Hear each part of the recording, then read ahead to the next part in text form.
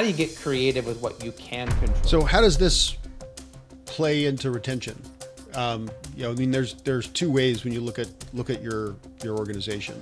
Retention is about being intentional. How to prioritize your investment in the staff. One of the things that we're seeing in the accounting industry is this desire for more flexible work and remote work. 63% of accounting professionals are looking to move into a position or change jobs towards a hybrid position. Who wouldn't love that? Is that the reason so many people said that we're reporting productivity improvements when everybody went remote during COVID? Hybrid's the most difficult system to run. Does that help with burnout? They were not going to stick around long term if they burned out. We have people lasted years longer than we ever expected them to last because they weren't burning out. How do you work to help people or develop programs to skill people up in your organization?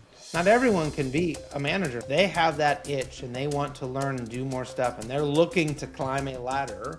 Then you had better put a ladder in front of them. The most successful people in the world don't do things they're terrible at. If they're weak at it, they get rid of it.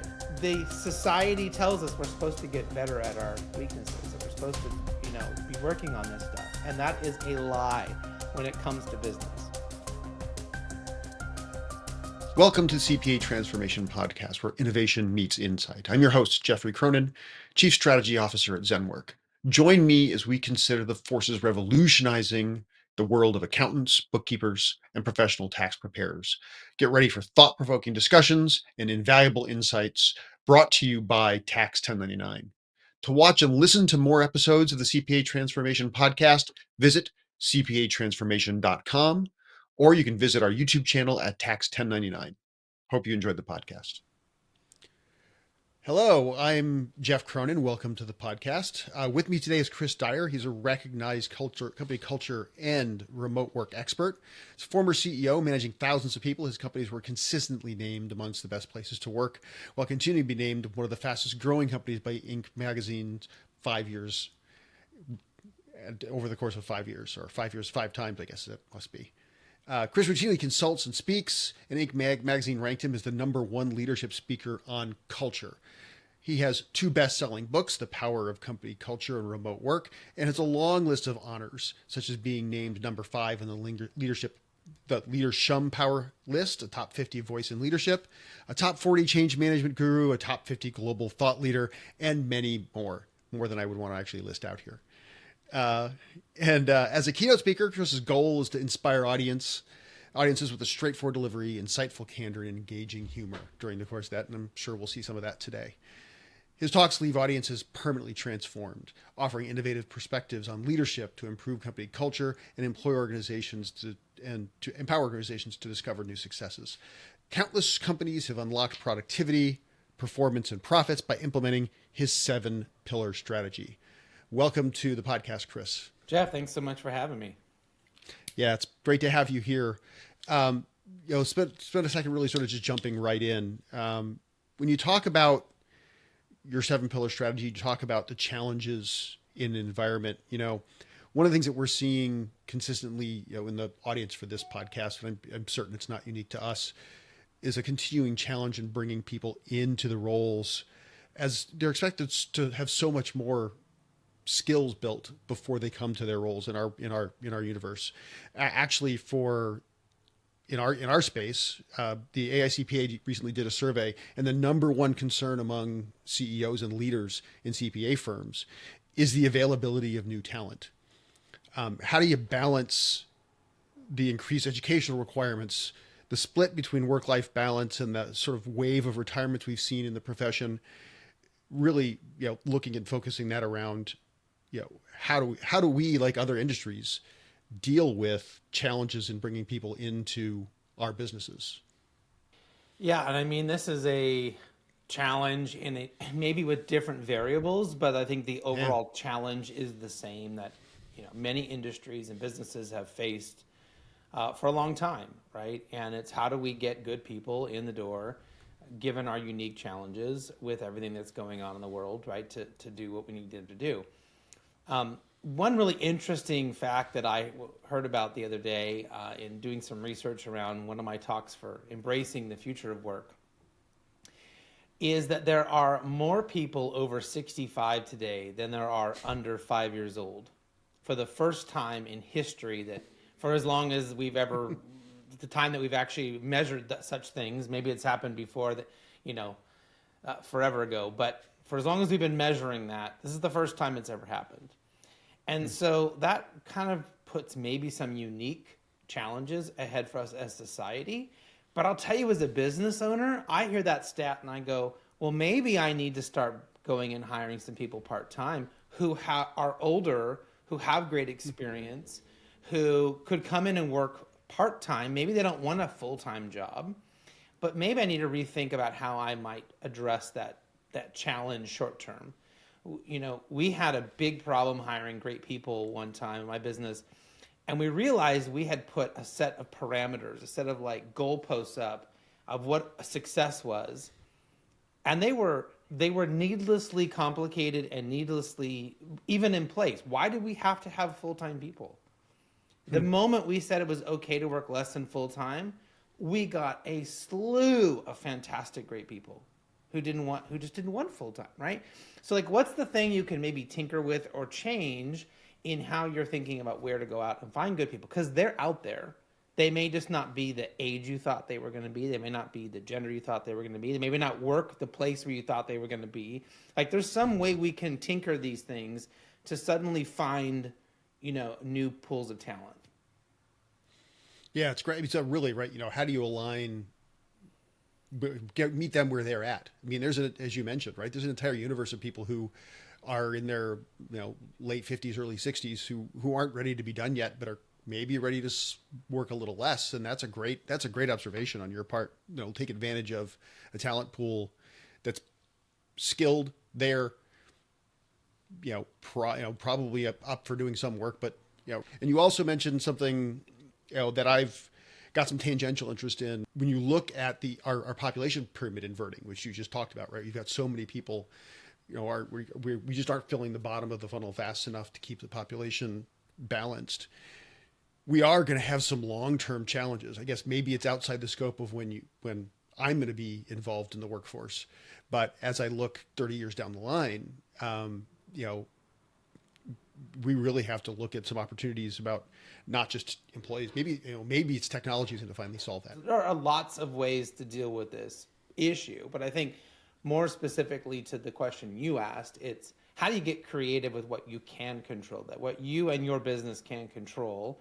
And again, I think it's a lot about removing some of those traditional fixed mindset things about what is a good employee, what does that person look like, right? And getting creative about who they could be. So how does this play into retention?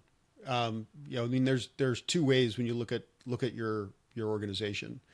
It was Jim Collins, right? You know, get the right seats on the bus, and then put the right people in the right seats on the bus. When you think about the people who are with you today, when you talk about that, how does retention play into making sure that you can have a team that is successfully meeting the needs of your business? Yeah, so we talk about retention in two ways. One is, are those people who are on the bus the people you want to stay on the bus? Or do we expect them to go off the bus at some point, and is that okay? Right? We may grow from 1 million to 20 million, and I guarantee a lot of the people at 1 million are not the people you want on your bus at 20 million. And so that's okay, and that's a good part, and when we want to allow that to happen, and you know, hopefully that is a good transitional conversation and not having to let somebody go, but sometimes that's whatever needs to happen is going to happen. But for those key people that you definitely want to stay, a top salesperson, a highly skilled person, someone in your organization you don't want to lose, that you do feel like is going to be somebody who's with you for the long term, we would do stay interviews. And these stay interviews would allow us to talk about what it is that they needed from us so they wanted to stay, and what we needed from them so, you know, we would want them to continue to stay. And that was, what are the goals, what are the KPIs, what are the big things, but also for them, like, what is it that they're interested in, what do they want to work on, what maybe they feel stuck or bored because they haven't had any new challenges in a while. And so dealing with those sort of small things that they would tell us in those stay interviews, and again, it was almost like creating a verbal contract that they were going to stick around, right? Or if they were kind of thinking about leaving, it would come up then, which at least we had a chance to talk about it before they left. But most of the time it was something small, like I'd really like to learn more about this. I'd really like to go to a conference and talk about that. And they're like, great. The $2,000 ticket for that conference is saving me from having to replace you. I mean, yes, the answer is totally yes. And, I had a salesperson one time just tell me the only thing I really need to, that's driving me crazy. And he's like, I've been seriously thinking about leaving because of this. And we're like, oh my gosh, what is it? He's like, my computer's terrible. I'm like, go buy a new computer, dude. Like, here, go get whatever computer you want. You're the top salesperson. Go buy the one from NASA. I don't care. Like, go whatever you need. I'll make it happen. And he was happy. So it's so funny when we have those conversations, how these little things come out, right? If we're intentional. So retention is about being intentional. And if we're not being intentional, you will not have the retention that you want. Yeah, it's really interesting. I mean, when you talk about the stay interview process, obviously, the top salesperson you do, I guess, there's standard performers, there's extreme performers. How do you work through the process of figuring out how to prioritize your investment in the staff? I mean, we sort of knew there was a group of people that, we didn't want them to leave. They were great people, but like if they left, we could replace them. So that was sort of like one category. Like that, it wasn't the end of the world if we had to replace them. So I would start with like, who's your absolute, I got to keep them this year. Like this is mission critical, and making sure you're really intentional there. And then just go down on their step. Who do I really, would it be really hard to lose? I really, and you may, at some point you run out of time in the day, right? You just can't do it for everyone. If you can, great. If you could do a stay interview for everyone, then fantastic. But like for me, I never had that much time in the day. It was like just my top 10, maybe like top 20% is probably the right thing. It's like 80-20, right? Yeah. Rule, which always seems to come back over and over again. So maybe what's that top 20% that you got to keep? Yeah. My previous experience, I was chief product officer for a human capital management software company, and we had a talent management module, and we built in for many of our customers, we built in standard parts of the daily check-in process that included progression on goals, not just towards the metrics of performing of your job, but how do you get better at your job and how do you get prepared for your next job. And that was sort of our structural way of trying to force that into the normal cadence of a manager-employee relationship. It's like, hey, you're logging all of your activity in the HCM product. We're going to stick categories in here that guide you to do that as part of your day-to-day business.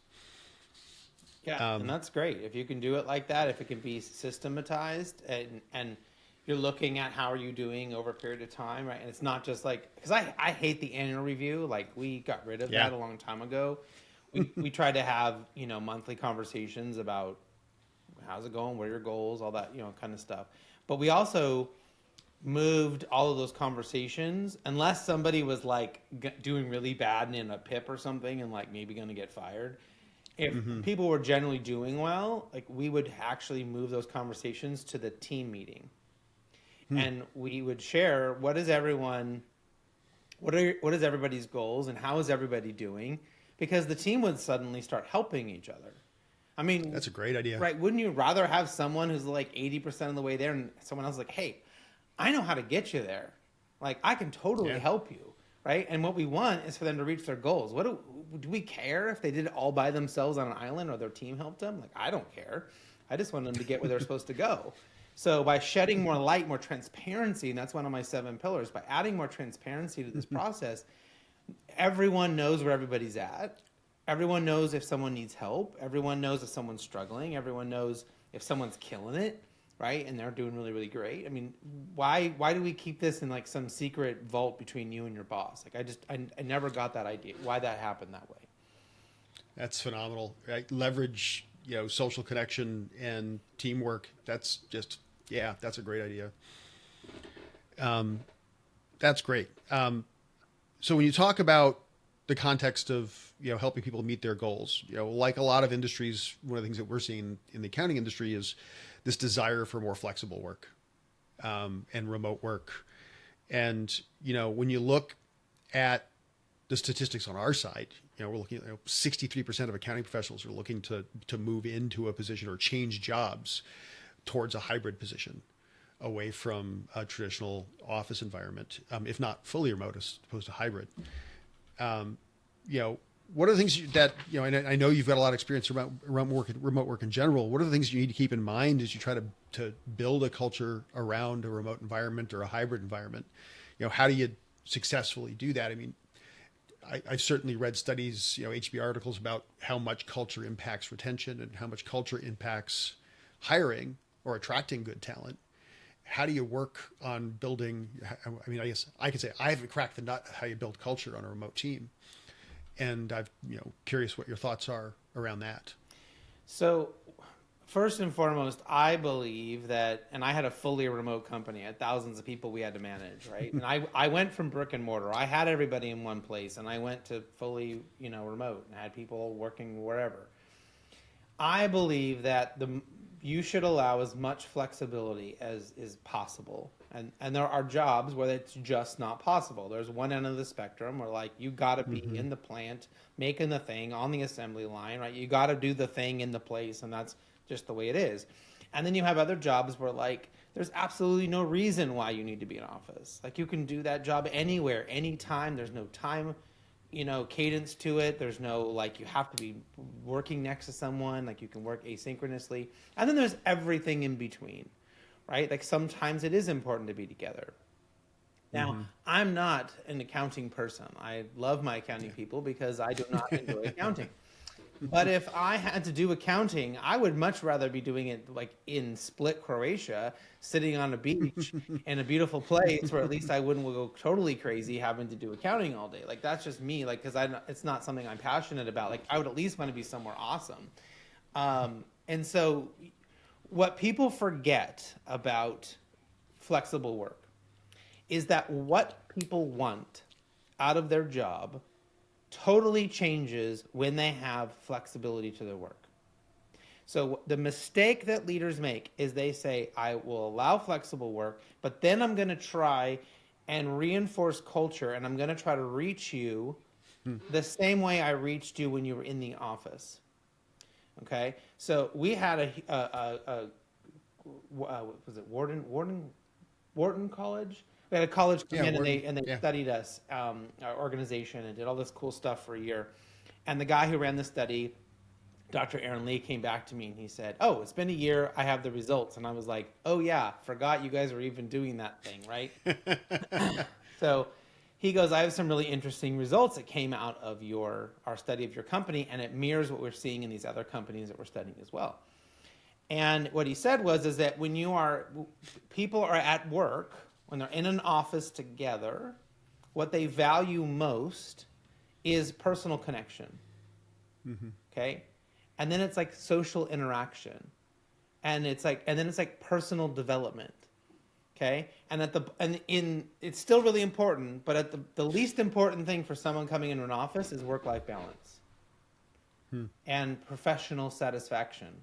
That's the next one down. Like, you would interesting, right? And it's all about my work friends and how I feel about the people around me at work. Like, that's what I care about the most, because I'm stuck in an aquarium with everybody else. I'm stuck in this box. So I better it's all about the people and the relationships and everything, right? Which makes sense. But that's the most important thing to them. As soon as they get flexible work, and as soon as they're working from home or in a different place or wherever that looks like, work-life balance, the whole pyramid flips upside down. Work-life balance is the most important thing, which means their ability to decide when they do the work, how they do the work, where they do the work, that they have autonomy and control to do that, right? So if you go to someone and say, yeah, but we're going to have a beer Friday, we're all going to get on a Zoom call and we're all going to, like, hang out together, that's not the most important thing to them. It would have been before, had we all had been together, but having a little Friday beer thing or a hot dog thing, that would have been important, because we're stuck in this little bowl of insanity at work together in one office. And when you're not, now it's, hey, I need you to determine when it's best to get your work done. If there's 2 hours in the middle of the day that's insanity for you because your kids are running around and you got to pick them up, isn't it better that you decide not to work those 2 hours and that you make them up somewhere else? And you have that flexibility and you can decide when and how to do that. That's what they care about, right? Not being told I better see that little green light on Slack or on Teams for 8 hours straight or you're in trouble, right? That'll drive them crazy. And it gets to be about the outcomes. And so then why I think remote work is so wonderful and flexible work is that professional satisfaction, meaning you did a really good job, is the second most important thing to those people. Not personal satisfaction, not personal connection, not family environment, not the people stuff. It's their output to you as the business owner now becomes the second most important thing to them. Who wouldn't love that? Yeah, I mean, is that the reason so many people said that we're reporting productivity improvements when everybody went remote during COVID? That's part of the reason. The other part of the reason is that we literally destroyed their social calendar.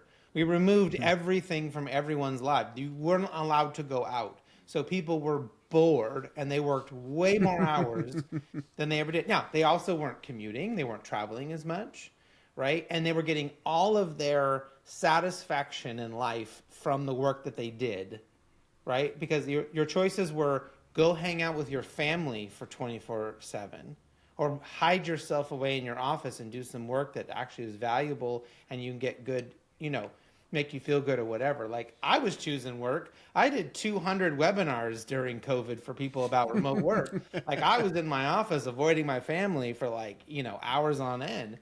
I would never been more productive in my life. But we will never have that again unless we have another pandemic, and let's hope we don't in our lifetime. But there was a very special reason why it was so intense, and that was because people had nothing else to do but watch Netflix or work, right? And so, but you will see better improvement. It is better than when they're in the office today, right? If you compare the two groups, we see study after study still coming out today. They're more productive, right? But we have to change what we are talking to them about what they care about. They care about choice, they care about autonomy, and they care about the output and that they did a good job. And that's what we should be talking about as leaders, not personal connection, not, you want to connect with these people and your boss likes you and that kind of stuff. So it's a shift. And when leaders figure that out, it's like the light bulb goes on and they have a great experience with remote and flexible employees. Does it matter if you're in a hybrid environment? Does the mix change anything? Hybrid's the most difficult system to run. Like if you gave me the choice between everyone in the office, fully remote or hybrid's my third choice, right? Got it. Because it's the hardest to do. Now, that's if everyone is in the same city in the same place. A lot of people do hybrid already because they're in offices, but they're traveling around and they're the corporates to here and they got a sub office over there. I mean, that's hybrid and it's fine. But it is sort of hard. So what I suggest people do with hybrid is if you're going to make people come in the office, if you're going to mandate it, it needs to be the same days for the people who need to connect, right? It does not work when you say, well, just come in any 2 days you want, right? Because then they come in on Tuesday and there's no one in the office and I'm like, why am I here? Or my boss and the 3 people on my team who I do need to connect with, and it'd be nice to see their faces, they're not even here today. Why did I sit in traffic for 2 hours? What's the point? It's just frustrating for them.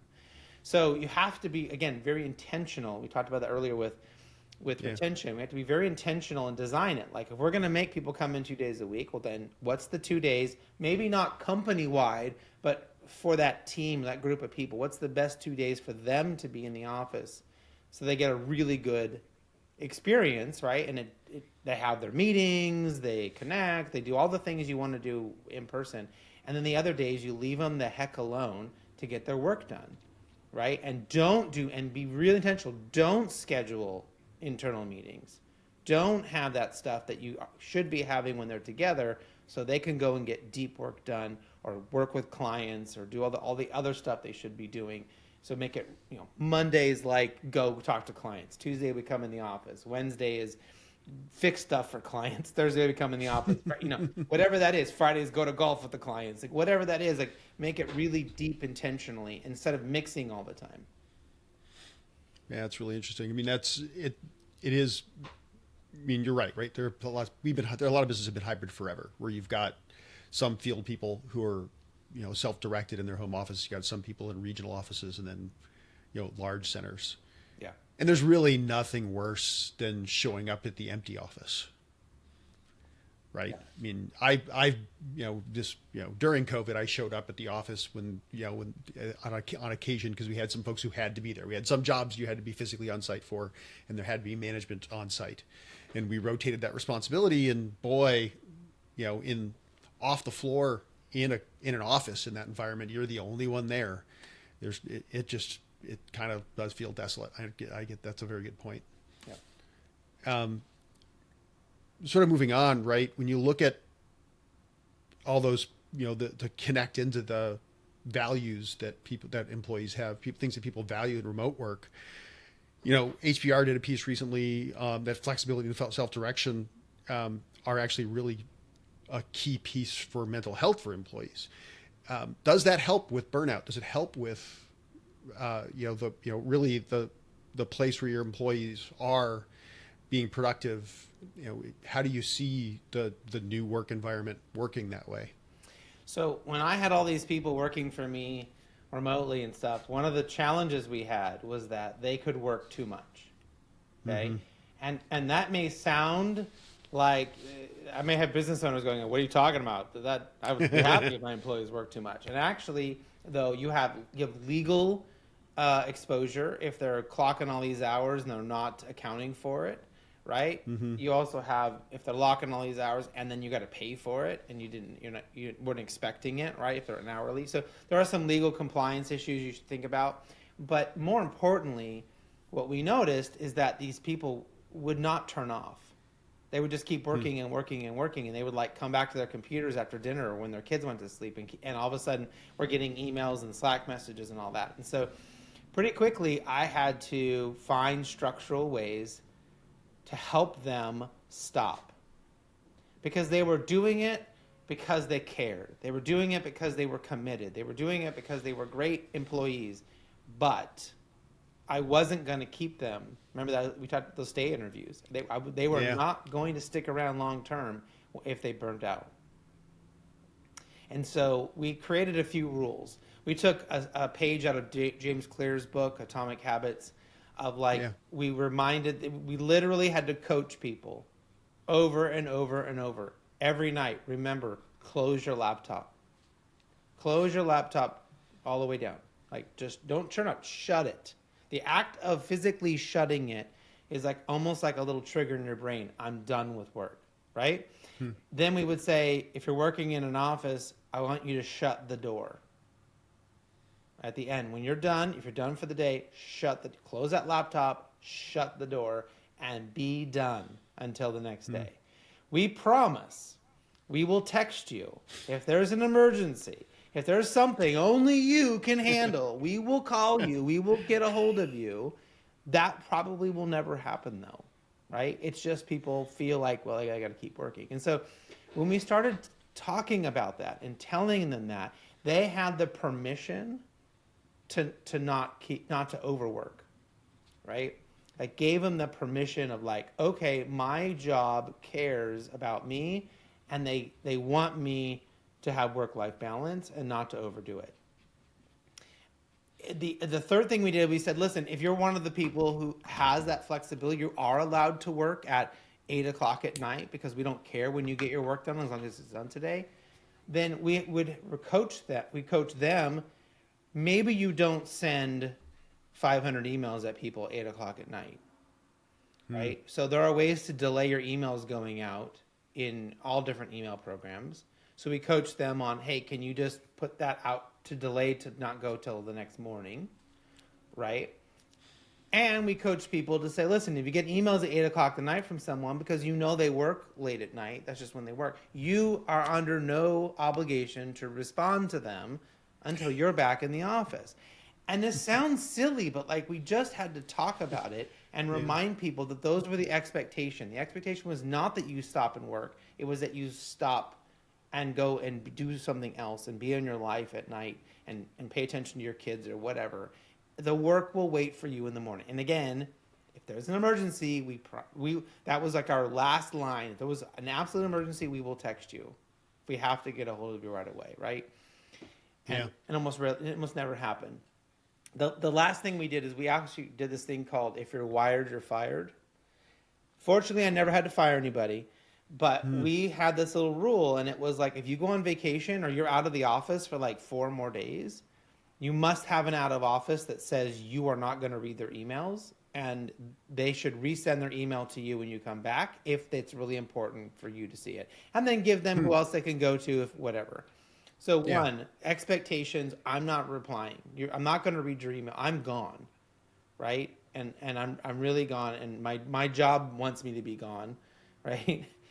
2, when they came back, we would do what we called an ostrich meeting, which is like the team would fill in that person on what they missed, what's important, what's been going on, what emails should you maybe go back and read because maybe Sally from that one client who drives us nuts is probably going to call you today, and you might want to go get caught up on those 3 emails. But like everything else, we just got you caught up. And then they would screen share, and we would have them go into their inbox. We did this like the first 10 minutes they were back from vacation or whatever. And go in, select all in their inbox, and delete the whole thing. Oof. Right? Yeah. There were exceptions. There were like people that maybe got information where that wasn't possible. But for the most part, 99% of employees went inbox 0 when they came back from vacation. We found that people started actually taking their vacations. We have people lasted years longer than we ever expected them to last because they weren't burning out, right? They felt, and then culturally they felt respected. They felt like we care about them, we care about their well-being by just telling them not to do work when they're on vacation, when they're not supposed to work anyways. Isn't that crazy? Like just reinforcing what we expect, and then we got incredible outcomes from them. Yeah, that's phenomenal. I mean, when you look at the whole, it's just, I work every day on vacation. I'm a terrible example that way because I don't go to inbox 0 when I come home. I think that's really a really interesting way to go about saying, hey, the world's not going to end. You cannot answer. And then when you're back, the team will let you know what was important. I think that would go a long way. I worked with some folks in banking in the Northeast, and a bank that had a judgment against it that required everybody's cell phones to be disconnected in off hours when they weren't on the clock. And it really wasn't a problem. When they were done, they couldn't answer because they were not able to actually access anything. Right. Now, they struggled with it when the transition happened. The people I worked with said, hey, just text me on the side and that kind of stuff. It was like, well, I'm sure it'll wait till tomorrow. My teammates in India, I'm going to send them a note today, this afternoon. They're not going to see it till tomorrow morning for them. Yep. And that's fine. Yep. I mean, I used to, as the CEO, sometimes I would send emails at weird times, or I would be on the road or whatever. And so I had to remember, I would start off my message with, I do not need you to do anything with this until you're back in the office. That was my first line, right? Or I put it in the subject line. On Monday, will you look at this email? Like, because maybe I did work on the weekend because I'm traveling, and maybe I wasn't in the office Monday and Tuesday, and I have to do it. It's just, I'm an exception, but I as the boss had to set that tone of, I got to remind you, I'm not expecting you to drop everything just because I'm the CEO, and you might be in the middle of putting peas on your kid's plate, and people feel the pressure. They got to stop and go answer the email from the boss. And I was like, no, I don't need that from you. I just need you to deal with this when you're back in the office, and I'm okay with that. Yeah, that's a great reminder for those of us in management to give people the out. I'm on an airplane on a Sunday night doing email because frankly, it's something to do Right. on a flight. And it's great. It's a great habit to get into to either, as you mentioned, use the tools so it doesn't show up till the next day when they're in the office, or give them permission to ignore, even direct them to ignore you until they're working. Yeah. Maybe to change angles a little bit, when you talk about the challenges in bringing people on, I guess maybe this gets worse since the population pyramid is inverted and we're going to have fewer and fewer younger people. We're going to be keeping older people longer. How do you work to help people or develop programs to skill people up in your organization? Does that impact things like retention or even make you more attractive as an employer? I mean, you mentioned a little bit about the fact that you had people that outgrew you as an employee who were you didn't have a place for them and they needed to move on. How do you refill that? Do you view that as a success when somebody moves on from you, that you don't have a place for them anymore, or how do you look at that? Yeah, for certain people, that was a success. Like, we knew if they came in, we could help them. And our opinion was, we're going to get this great person that probably one day going to be the VP of something somewhere or CEO of somewhere. But like, we got them when they were young and they were cheap and they were hungry, right? And so we got the benefit from their brilliance. But we knew we could never keep them at the rate in which they deserved, given the person they were, right? I mean, we just had some real superstars that came in, but they wanted to work for us. They knew about our culture. They wanted to learn what we did. And it was like we were almost building ambassadors for us to go out into the world, and then they would bring the business back to us. And, it was great. Now, as far as the how do you build people up and how do you think about doing that? Unfortunately, the answer is the answer I hate giving to people. And that is, it depends. Sure. Right? Which is like the stupidest answer anybody listening to this wants to hear right now. But it really does depend. And I wish I could be more calculated about it. But we would go and talk to people and we would say, like, what do you want? Like, and so many of them would tell us, I'm happy where I'm at. Like, I'm happy doing this job. I'm at a place in my life. I'm happy. I'm making the money I need to make for my family. I'm not crazy stressed. I like the people I work with. Like, I'm not looking for you to try to level me up into something else that maybe I won't be happy and maybe I won't enjoy it. And maybe then I'll have to leave because I don't like it. And my brain doesn't work that way. Like, I am what's the goal? Go achieve it. Where's the mountain? Go climb it. Like, that's me. Yeah. But that wasn't a lot of my people. A lot of my people were like, hey, I'm really happy where I'm at. Like, thank you for this job. I love doing it. I love coming in, doing my hours, and I get to go home, and you guys don't drive me nuts. You're not asking me to work, send emails at 9:00 at night on a Sunday. Like, they're happy. And so for those people, we can take the pressure off, and we should remove the pressure from them, that they should want to be trying to level up to the next thing. I mean, this is where the tech industry has gotten really screwed up. And this is why there are so many layoffs in tech, and it's so cyclical all the time, is that everybody just wants to be the manager. Everyone in that organization is trying to be the manager and trying to get a promotion. The whole thing is about getting a bigger title, more money. And so all they do is constantly move those people up, and you have all these people managing nobody. They're all the managers of like these brand new people. And then they end up getting top heavy and they come in and do layoffs because they have all these people they don't need anymore. But they're selling them this dream of work for this great tech company and you can get a promotion and we keep changing your title every 6 months. You're doing a great job. You're doing these wonderful things. And at some point, like, there has to be people to do the work. Not everyone can be a manager. Not everyone can be a leader. Well, everyone can be a leader, but not everyone's going to be on the leadership team, right? We're not all going to be in that trajectory. So identify those people and then just make sure that you check in with them once a year to say, is this still your trajectory?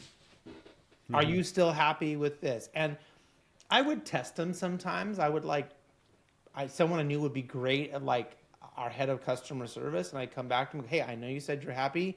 We had this internal role. Do you want to be considered for it, or are you good? And they would always say, no, I'm good. And I'm just like, you could make like $100,000 more a year. Like you could be doing so much more.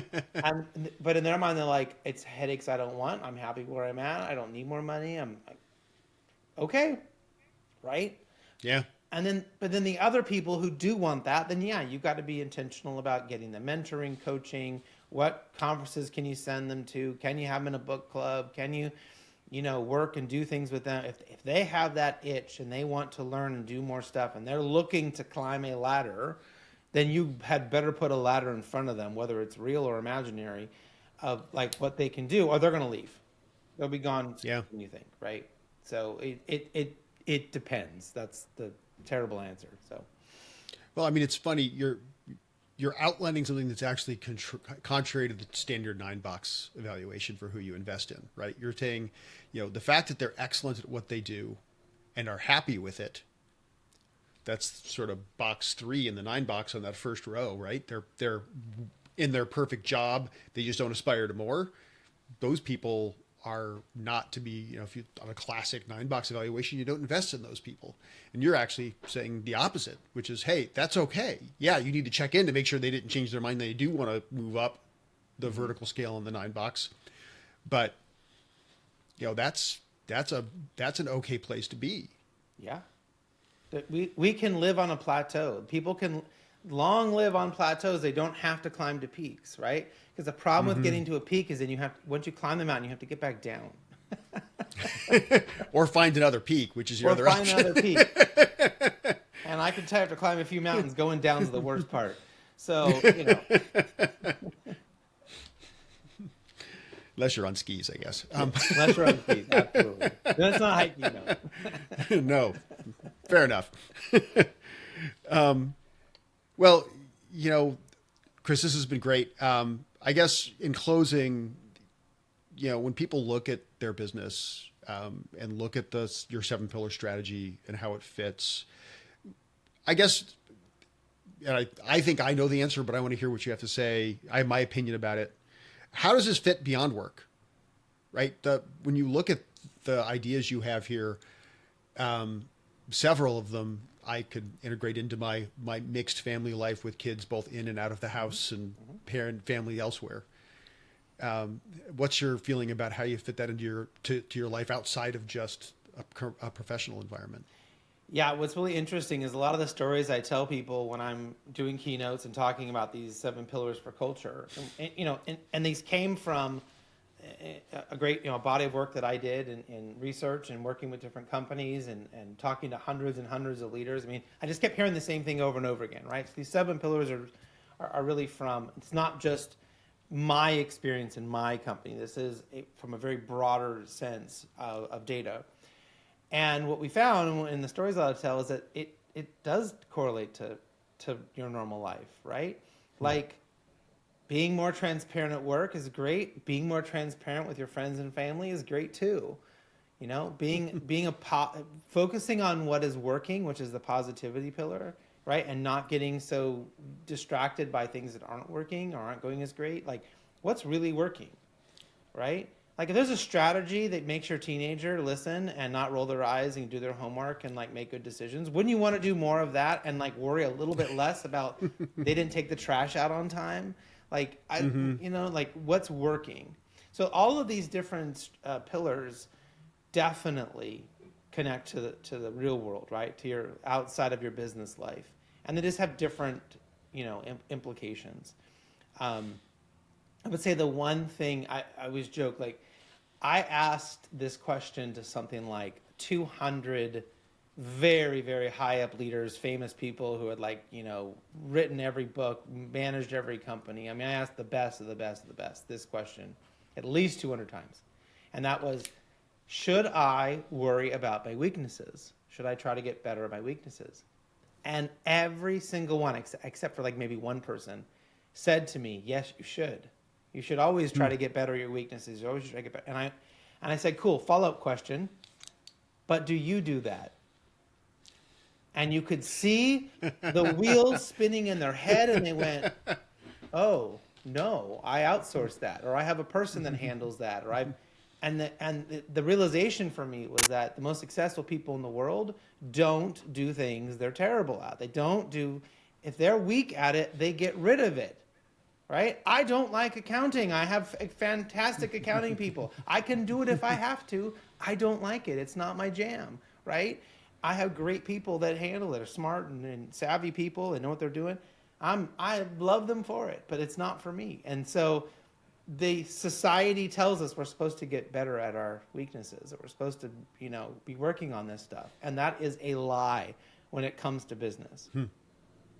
When it comes to your personal life, there's a gray area. Like if you don't work on your weaknesses with your spouse, you're probably not going to be married too long. So, in home life, it does have an asterisk there. But like in business life, do what you're good at. Do what makes you happy. And somebody else likes doing the thing that you don't like to do, I promise. And they'll be better at it than you were ever. Yeah, that's a great way to close, Chris. I really appreciate it. And good luck. Where are we going to see you next?